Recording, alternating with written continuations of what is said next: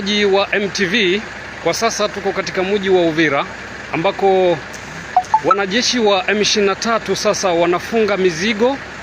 na kuacha mji wa Uvira wakianza kuondoka, kama vile unavyowaona hapa, wengi wao wakibeba boksi zao ya risasi.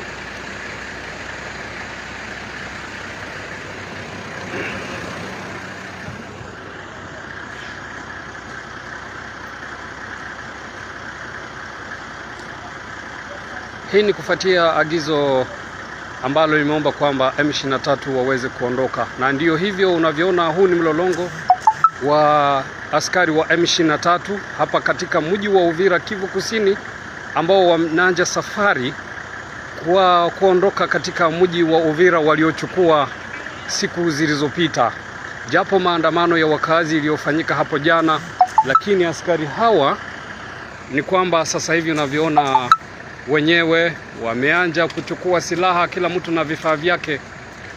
ni wengi sana. Na sasa hivi ni saa 12